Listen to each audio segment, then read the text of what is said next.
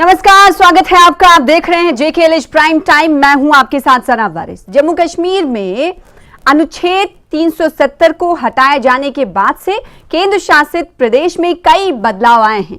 इस बदलाव पर बीजेपी जश्न मनाने के लिए तैयार है तो विपक्षी पार्टियां विरोध दर्ज कराने का मन भी बना चुकी हैं। वो भी ऐसे दिन जिसे केंद्र सरकार एक ऐतिहासिक दिन के तौर पर मानती है। वो दिन और तारीख है 5 अगस्त 2019। जी हां, 5 अगस्त 2019 यही वो तारीख है जब जम्मू कश्मीर को राज्य के दर्जे से निकालकर यूटी में तब्दील किया गया, जिसके बाद से कश्मीर में सड़कों पर हिंसा और पथराव बीते जमाने की बात हो गई है। आतंकवाद अपने आखिरी दौर में है। केंद्रीय योजनाओं का लाभ पूरी पारदर्शिता के साथ लोगों को मिल रहा है। भूमिहीनों को सरकार जमीन दे रही है, तो वहीं संघर्ष विराम होने के चलते सीमावर्ती यानी सरहद पर जो गांव हैं, वहां के लोग शांति से जीवन जी रहे हैं। उधर बचपन से सिनेमा घरों के बारे में कहानियां सुनती रही कश्मीर की युवा पीढ़ी आज पहली बार मल्टीप्लेक्सों यानी सिनेमा घरों को देख रही है। तो अब सवाल ये उठता है कि क्या ये बदलाव की बयार नहीं तो फिर क्या है। वहीं विपक्षी पार्टियों की अगर बात करें तो उनकी तरफ से सीधे तौर पर यह कहा जा रहा है कि आर्टिकल 370 के हटने के बाद से कोई बदलाव नहीं आया है। इसको लेकर विरोधी सुर लगातार उठते रहे हैं। कल हम जान रहे हैं कि कल 5 अगस्त की वही तारीख आने वाली है। 4 साल मुकम्मल हो रहे हैं धारा 370 अनुच्छेद 370 को हटाने को लेकर। किस तरीके से रैलियां मुनक्किद की जाएंगी और किस तरीके से जश्न मनाने की तैयारी, इस पर भी बातचीत होगी। आखिर ये बदलाव विपक्षी पार्टियों को क्यों नहीं दिख रहा है, ये बड़ा सवाल है। और उनके नजरिए से आखिर इस बदलाव में कहां कमी रह गई है, आखिर वो क्यों मान रहे हैं कि आखिर ये बदलाव नहीं है। इन तमाम सवालों के साथ आज कई पैनल में हमारे मेहमान मौजूद होंगे जिनसे हम चर्चा की शुरुआत करेंगे। कहीं मत जाइएगा।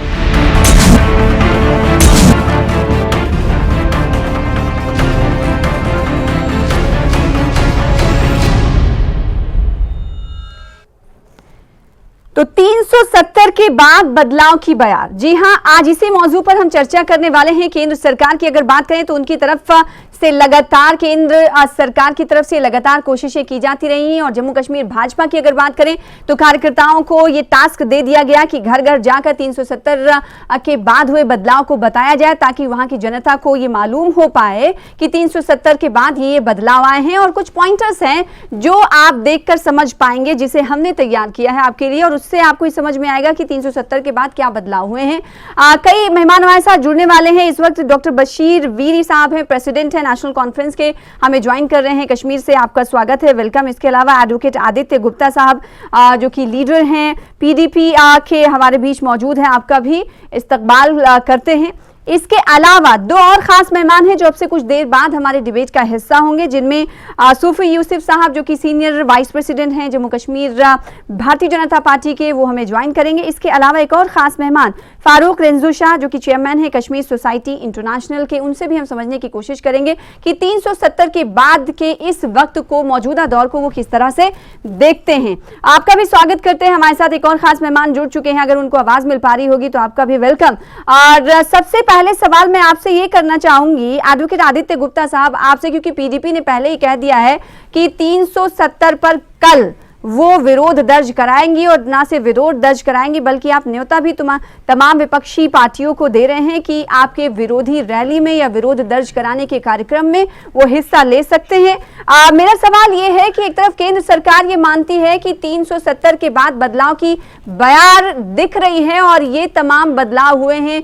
आतंकवादी घटनाएं कम हो चुकी हैं, इसमें 45.2% की कमी आई है।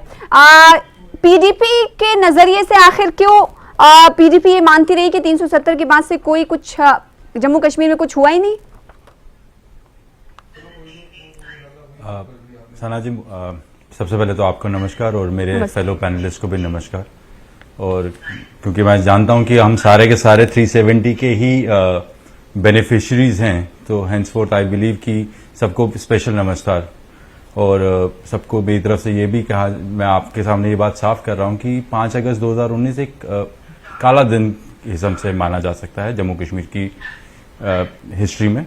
और जिस तरह आपने आंकड़ों की बात की, तो वो आंकड़े मैं आपको दूंगा, बट पहले मैं आपको ये बताना चाहता हूं कि 370 के बाद हुआ क्या क्या है। हम बेरोजगारी में सबसे टॉप पे चले गए हैं। जो पहले 2019 से पहले 5% थी, अब बेरोजगारी की दर 17% से लेकर 25% के बीच में फ्लक्चुएट कर रही है। लगभग 6,60,000 अनएम्प्लॉयड यूथ है जम्मू कश्मीर यूटी में इस टाइम पे। उसके अलावा हमारे यहाँ पे माइनिंग माफिया बस गया हुआ है, जिसके बारे में ना सिर्फ हम विरोध करते रहे बट जो लोकल जम्मू के पुराने एमएलसी बीजेपी के, उन्होंने भी बाकायदा प्रेस कॉन्फ्रेंस करके बोली हुई है। जम्मू शहर पूरा का पूरा जो है जम्मू खित्ता, वो एक लिकर माफिया के हाथ में चढ़ गया हुआ है। हमारा शहर जाना जाता था मंदिरों का शहर, अब वो शराब का शहर बन गया हुआ है। उसके अलावा मैं आपको यह बताना भी चाहूंगा इसमें कि जब अनएम्प्लॉयमेंट के मामले में कि 2020 से 22 के बीच में 4 अलग अलग किस्म की करप्शन एलिगेशन लगी रिगार्ड टू रिक्रूटमेंट। फायरमैन और ड्राइवर की हो, उसके अंदर 14,000 कैंडिडेट अपीयर हुए थे 800 पोस्ट के लिए, उसका कोई पता नहीं है। 1200 पुलिस सब इंस्पेक्टर की पुलिस की पोस्ट निकली थी, वो कैंसिल हो गई थी क्योंकि जो हायरिंग की कंपनी डिसाइड की गई थी एप्टेक, वो ब्लैक लिस्टेड कंपनी थी, वो बंद है। 1,000 फाइनेंशियल अकाउंट असिस्टेंट की थी, वो भी कैंसिल हुआ बिकॉज करप्शन है और ब्लैक लिस्टेड कंपनी को कॉन्ट्रैक्ट दिया गया था। ठीक है। उसके अलावा 1300 जूनियर इंजीनियर की पोस्ट थी, वो भी कैंसिल, और ये सब सीबीआई प्रोब्स हैं। ठीक है। फिर आगे मैं आपको बताता हूं, जो इन्वेस्टमेंट की बात भी आप करते हैं बीजेपी की, वो मिथ कहते हैं कि 64,000 करोड़ की इन्वेस्टमेंट आई है, यही कहते हैं वो। मैं आपको आंकड़े देता हूं, 2017 में 840 करोड़ आया था प्री एब्रोगेशन, 2018-19 में 590 करोड़ आया था, 19-20 में पोस्ट एब्रोगेशन 296 करोड़ आया, 20-21 में 412 करोड़ आया, 21-22 में 376 करोड़ आया। ठीक है। अनरेस्ट को लेकर क्या ख्याल सबसे इंपॉर्टेंट बात है, पहले अनरेस्ट रहा करता था, अब सबसे इंपॉर्टेंट बात मैं आपको मैडम वही अब मैं आपको बताता हूं, यहां पर जम्मू कश्मीर के अंदर मेजॉरिटी बहुत ज्यादा जर्नलिस्ट अंडर यूएपीए और पीएसए के मैटर्स में have been booked. There is no way कि ये लोग जाकर कोई अपना जर्नलिस्ट को बुक करके रखा हुआ है। जर्नलिस्ट 40 जर्नलिस्ट ऐसे हैं जो they have been debarred from traveling out of the station. There are 22 journalists who have been stopped from going on international trips. They have been stopped. तो आप जब आपने बेसिक फ्रीडम्स ही कर्टेल कर दिए हुए हैं, तो जो आप सुपरफिशियल इंडेक्स देते हैं या डेटा देते हैं, उसका what is the point? And on top of it local population, Jammu Kashmir की लोकल पॉपुलेशन सफर कर रही है। We are not bothered about the fact की what rest of the India feels about it. It may be a sadistic pleasure for the Bharatiya Janata Party and their leadership, लेकिन fact ये है कि जम्मू कश्मीर के अंदर स्पेशली जम्मू में तो पीडीपी इसे काला दिन के तौर पर मान रही है। एनसी का क्या कुछ इस पर रद्द-ए-अमल है, जानेंगे। हमारे साथ जुड़ चुके हैं रिंजू शाह साहब, उनसे भी हम समझने की कोशिश करेंगे। इसके अलावा डॉक्टर सूफी यूसुफ साहब हमारे साथ आपसे कुछ देर बाद जुड़ेंगे, क्योंकि भारतीय जनता पार्टी से अभी तमाम इन सवालों के जवाब जो कि आपसे कुछ देर पहले डॉक्टर बशीर वीरी साहब कह रहे थे, उनसे लेना जरूरी है। डॉक्टर बशीर, एडवोकेट आदित्य गुप्ता साहब दे रहे थे, माफ कीजिएगा। डॉक्टर बशीर वीरी साहब, आपसे मैं जानना चाहूंगी, नेशनल कॉन्फ्रेंस क्या रद्द-ए-अमल रखती है? 370 पर बदलाव की बयार इसे केंद्र सरकार मान रही है, एनसी की क्या कुछ प्रतिक्रिया? क्या एनसी पीडीपी ने जो कहा है कि कल आप आ सकते हैं, हमारी रैली हम मुनक्किद कर रहे हैं, उस रैली में आप विरोध के तौर पर शामिल हो सकते हैं, इस पर भी आपकी प्रतिक्रिया जानना चाहेंगे। बहुत बहुत शुक्रिया सना। गुप्ता साहब ने बिल्कुल स्टैटिस्टिक्स आपके सामने रखा, इन्होंने इलाबोरेट किया।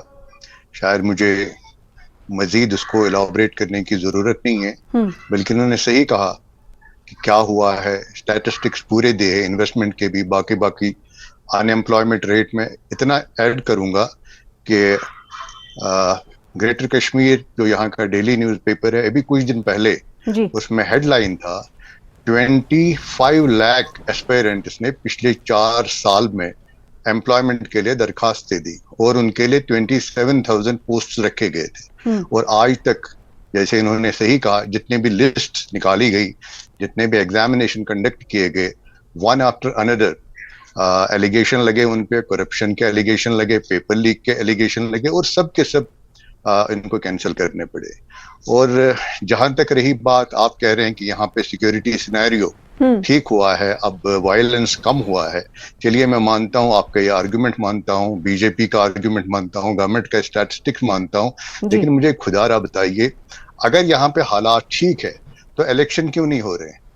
अगर पूरा देश और भारतीय जनता पार्टी के लीडरशिप सेंटर में ये बूस्ट करते हैं कि we are mother of democracy और दुनिया में जाके ये ढिंढोरा पीटते हैं, तो जम्मू कश्मीर के लोगों को पिछले 5 साल से 2018 में इन्होंने यहाँ की असेंबली को डिसॉल्व करवाया था, जो कि गैर आईनी था, गैर आईनी कदम था।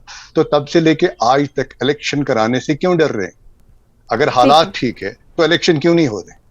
ठीक है, हमारे साथ एक और खास मेहमान जुड़ चुके हैं, डॉक्टर सूफी यूसुफ साहब हमारे साथ मौजूद हैं, सीनियर वाइस प्रेसिडेंट है भारतीय जनता पार्टी के। आपका वेलकम करते हैं, स्वागत इस खास विषय पर चर्चा करने के लिए, वक्त देने के लिए न्यूज 18 JKLH को। चूंकि कश्मीर सोसाइटी इंटरनेशनल के सदस्य भी हमारे साथ मौजूद है, चेयरमैन है आप फारूक रिंजू शाह साहब, आपसे मेरा सवाल है, जैसे कि राजनीतिक प्रतिक्रिया हमने सुनी, वो इसे कमोबेश काला दिन के तौर पर मान रहे हैं 5 अगस्त को, आपके जरिए ये जानना चाहेंगे कि 370 के बाद जो बदलाव की बयार की बात केंद्र सरकार कह रही है, उसे आप किस तरह से गर्दानते हैं? आपकी इस पर प्रतिक्रिया क्या है शाह साहब? देखिए, मैं तो किसी पॉलिटिक्स में हूं नहीं, हाँ। लेकिन उन्होंने अपने व्यू कहे तो उनका अपना नजरिया डेफिनेटली अपनी हिसाब से होगा। लेकिन जिस हिसाब से कश्मीर सोसाइटी सोच रही है जी। कश्मीर सोसाइटी ये सोच रही है कि हम कश्मीरियों के साथ हुआ क्या, आखिर हम किन लोगों में फंस गए। फ्रॉम 1947 एक सिर्फ स्लोगन रिंग का एक ऐसा माहौल क्रिएट किया गया जिसमें पहले हमें डिवाइड किया गया। हमारी जो टेरिटोरियल 2,22,000 स्क्वायर किलोमीटर्स का जो टेरिटोरियल रेंज था, तो उसको डिवाइड किया गया और किसी ने उफ भी नहीं की, भैया उरी में क्यों रुके, वजह क्या है, हमारे स्ट्रेटेजिक जो इलाके है, हमारा शहर अब्राशिम क्यों छोड़ा Gilgit Baltistan. Now coming to 370, जो आपने कहा 370 काला दिन है, ब्लैक दिन है, कौन सा दिन है, अच्छा दिन है, ग्लोरियस दिन है। मैं तो इसको एक तो 370 वॉज नथिंग, ये तो सिकलटन भी नहीं था, ये तो कब का एब्रोगेट, ना हमारा अपना कोई इंडिपेंडेंट सुप्रीम कोर्ट रहा, high court was equal to our supreme court, यहां कोई IAS IPS नहीं आ सकता था, यहां अपना election commission was its own. Now Delhi agreement जो हुआ, Delhi agreement should have enumerated कि हमारी जो मेजॉरिटी स्टेटस है, पर्टिकुलरली कश्मीर का मेजॉरिटी स्टेटस, वो तो उधर रह गया 25 सीटें। मैं तो कहता हूं 1994 की पार्लियामेंट की अप्रिसिएशन करो, मैं तो अप्रिशिएट कर रहा हूं। हाँ। कि उन्होंने एटलीस्ट वो हमारी 25 सीटें तो जिंदा रखी और प्रिजर्व रखी। और आज जो अगर 370 जो एब्रोगेट हुआ या नहीं हुआ, it is insignificant, it has no meaning, nothing. Election is insignificant, unconstitutional. जब तक वो 25 सीट का मेजॉरिटी स्टेटस कश्मीर को नहीं दिया जाए, दे दीजिए, हिंदू शरणार्थियों को दीजिए 3 सीटें, 2 सीटें कश्मीरी पंडितों को 5 दीजिए उनको, लेकिन 20 जो हमारी सीटें हैं वो उनको फिलअप करा लीजिए ताकि हम मेजॉरिटी स्टेटस में इलेक्शन में आ जाए। ठीक है, आप ये सवाल उठा रहे हैं, लेकिन अहम सवाल ये है, जब 4 साल मुकम्मल होने वाले हैं अनुच्छेद 370 के हटने के, तो इस पर बहस ये छिड़ चुकी है कि इन 4 सालों में जम्मू कश्मीर में आखिर बदला क्या, कश्मीर की सोसाइटी क्या बदलाव देखती है, ये हम आपसे जानना चाहते हैं। पीस इज देयर, वायलेंस खत्म हो गई। हाँ। मेरा आज कोई नहीं जला रहा है शेखुल आलम का आस्थान, कोई मशगुल नहीं जला रहा है। हाँ। जो और मशगुल को कोई पुलिस इंस्पेक्टर नहीं निकाल रहा है हीरो की तरह, और बचाने नहीं निकल रहा है और अप्रिशिएट कर रहा है, उसको डबल प्रमोशन नहीं मिल रही है। आजकल जो वो रेडिकलिज्म ज़ियाउल हक का मुझे डरा नहीं रहा है, मुझ पे गोलियां नहीं निछावर कर रहा है, जो दस्तगीर साहब में मुझ पे गोलियां चलाई गई। आज वो रेडिकलिज्म खत्म होने तो यही तब्दीली है, इस तब्दीली को तमाम विपक्षी पार्टियां आखिर देख रही हैं, उस पर प्रतिक्रिया क्यों नहीं दे रही, क्या उनकी इस पर मजबूरी है, ये भी एक अहम सवाल उठता है। यूसुफ साहब मौजूद हैं, सूफी यूसुफ साहब, आखिर में आपके पास चलते हैं। चूंकि डॉक्टर बशीर वीरी साहब NC से ताल्लुक रखते हैं, हमारे साथ मौजूद हैं, इसके अलावा PDP से भी ताल्लुक रखते हैं एडवोकेट आदित्य गुप्ता साहब, उन्होंने और इन दोनों ने ये कहा कि ये काले दिन के तौर पर है, और जो करप्शन है और साथ ही साथ उन्होंने इलीगल माइनिंग की बात कही, माइनिंग माफिया बढ़ रहा है, रिक्रूटमेंट में हमेशा धांधली हो रही है, तो इसे हम कैसे, वो कह रहे हैं कि अच्छा दिन और आर्टिकल 370 के बदलाव की बयान के तौर पर इसे हम कैसे मान लें। और यूथ वो कह रहे हैं कि अनएम्प्लॉयड है, उन्हें एम्प्लॉयमेंट नहीं मिल पा रही है, तो भारतीय जनता पार्टी इस पर जश्न कैसे मनाने जा रही है? देखिए, सबसे पहले मैं फारूक रिजवी साहब को मुबारकबाद देना चाहूंगा। ये जो है हमारे जम्मू कश्मीर के एक जीजत सिटीजन गिना जाता है, और इन्होंने जो बोला मैं उनको मुबारकबाद देना चाहूंगा कि यही आवाज जो फारूक रिजवी साहब की आवाज है, यही आवाज पूरे जम्मू कश्मीर के 1,40,00,000 लोगों की है। डॉक्टर वीरे साहब मेरे पड़ोसी हैं, मैंने उनका नहीं सुना, और हमारे पीडीपी के जो दूसरे मित्र हैं उनको भी मैंने नहीं सुना। अलबत्ता आपको मैं एक कहना जरूर कहूंगा कि 5 अगस्त 2019 को जो फैसला, ऐतिहासिक फैसला हुआ, ये एक जम्मू कश्मीर के आवाम के लिए एक बहुत बड़ा पैकेज था। मैं आपको कहना चाहूंगा कि मैं डॉक्टर वीरे साहब को और पीडीपी के मित्र को कहना चाहूंगा, कहां गए वो आपके हड़ताल, कहां गए वो आपके कैलेंडर, कहां गए आपके वो संगवाद, कहां गए वो आपके सेपरिस्ट जो कैलेंडर निकालते थे। आज हमारा घोड़ेबान, टैक्सी ड्राइवर, होटल वाला, दुकानदार, स्कूल का बच्चा सुबह 7 बजे निकल के शाम को खुश असलूबी से घर वापस आ जाता है। पहले मैं डॉक्टर वीरी साहब को कहना चाहूंगा, डॉक्टर वीरी साहब जब आप निकलते थे आपको डर रहता था कहीं मुझे पत्थर न लगे। आज इन 4 सालों में जो हालात नरेंद्र मोदी जी के नेतृत्व में बदल चुके हैं, आज जम्मू कश्मीर का अवाम कल 5 अगस्त 2019 को आप देख लेना, हर जिले में, हर कॉन्स्टिट्यूंसीज में जश्न होगा। भारतीय जनता पार्टी के कार्यकर्ता के साथ साथ जम्मू कश्मीर के लोग इस जश्न को मनाने जा रहे हैं।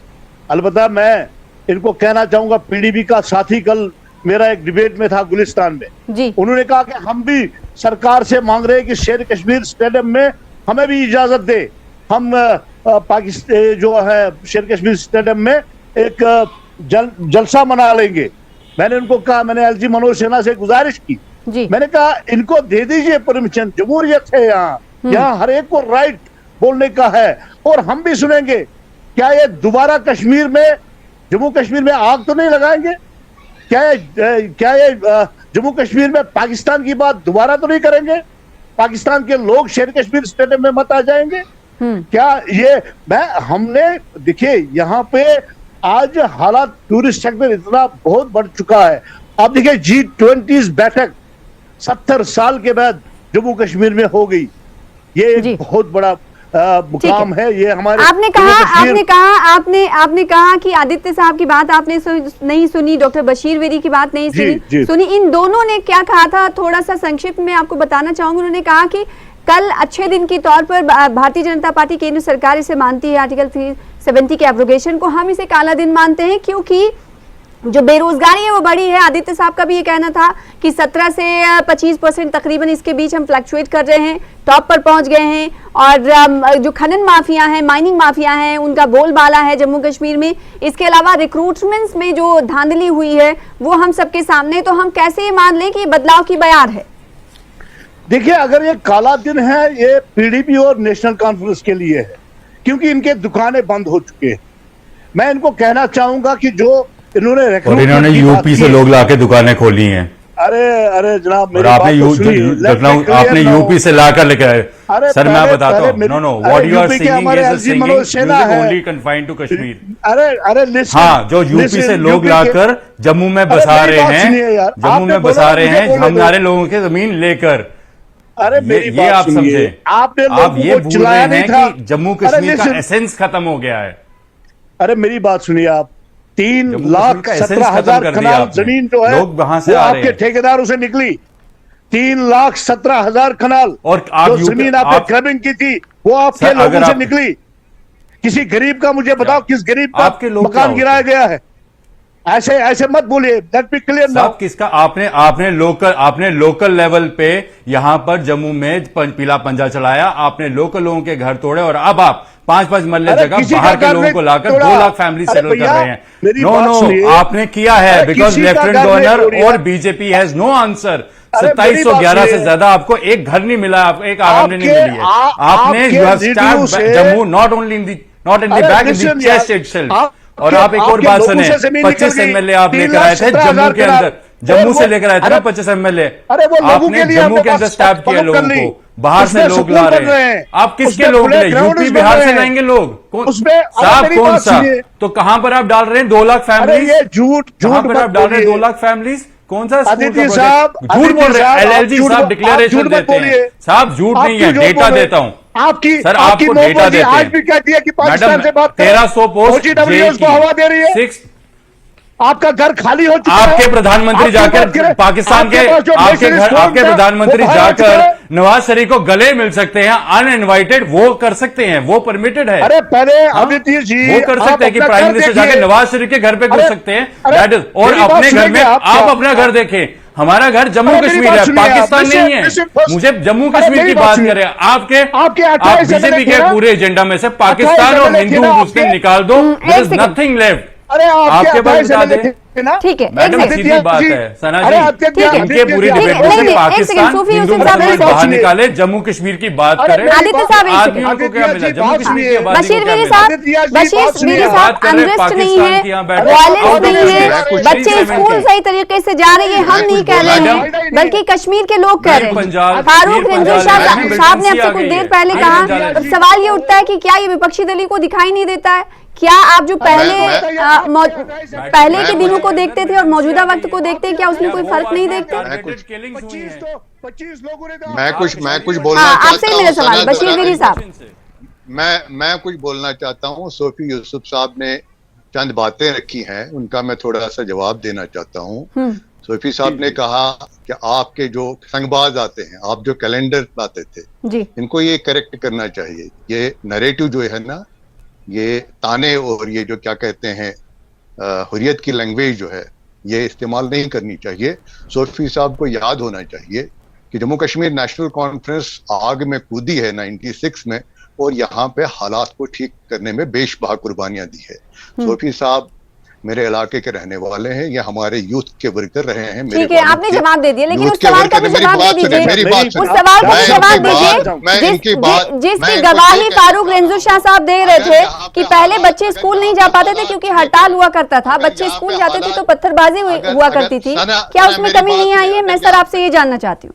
सना जी, मैं डॉक्टर एक वीरी बात साहब क्लियर मेरे करना भाई हैं, मैं चाहता इनको हूं। जवाब देना चाहूंगा। अगर यूसुफ साहब को यहाँ पे हालात ठीक हुए हैं, ये जो सुबह आगे भी सिक्योरिटी की गाड़ी, पीछे भी सिक्योरिटी गाड़ी, हाँ। 30-40 PSO 2-4 एस्कॉर्ट लेके निकलते हैं, अगर हालात ठीक है तो मैं इनसे कहता हूँ कि जरा एस्कॉर्ट को छोड़ के अकेले निकले ना, सूफी यूसुफ तो साहब, मैं इसमें एक मानूंगा चीज और ये ऐड कर रही हूँ, हालात- जो कि आपसे कुछ देर पहले आदित्य साहब ने भी कहा था कि जब हालात ठीक हैं तो इलेक्शन क्यों नहीं हो रहे? आप इतनी सुरक्षा क्यों ले रहे हैं? एक सेकंड, हाँ, मैं सुन रही हूँ, आपके सवाल का जवाब देंगे यूसुफ साहब। नहीं आपकी इतनी सुरक्षा लेकर आप क्यों चलते हैं? मुझे बशीर वीरी साहब का सीधे तौर पर ये आपसे सवाल है, जब हालात ठीक है तो आप ऐसा क्यों करते हैं, और हालात ठीक है तो इलेक्शन क्यों नहीं?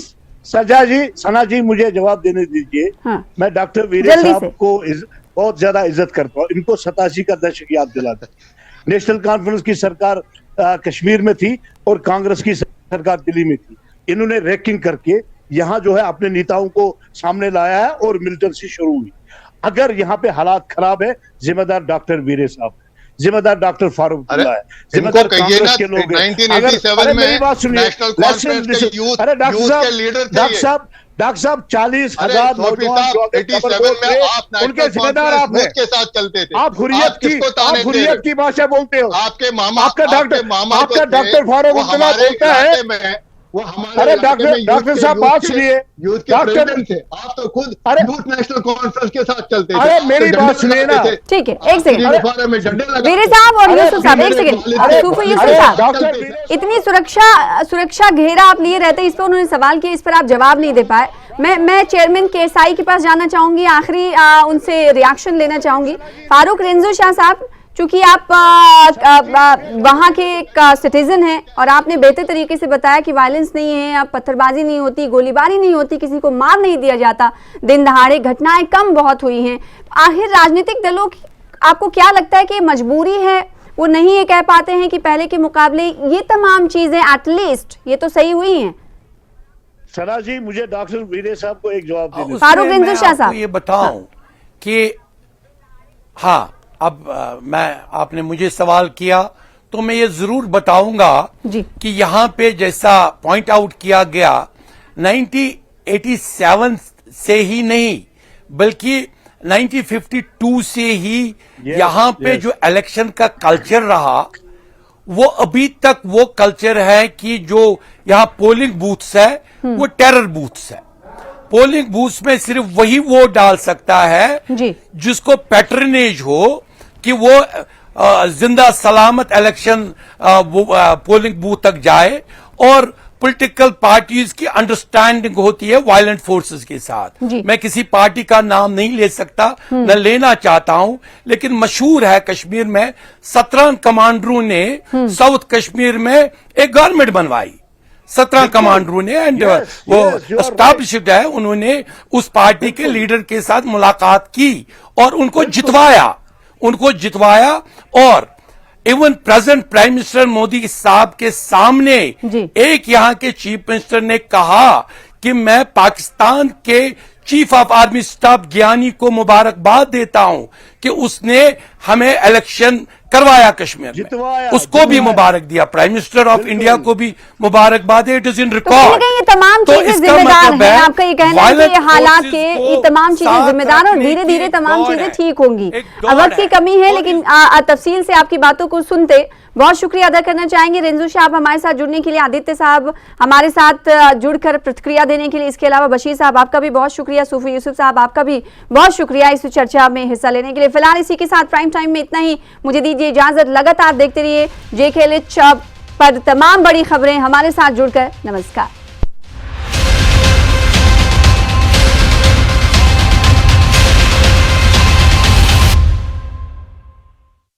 26 states.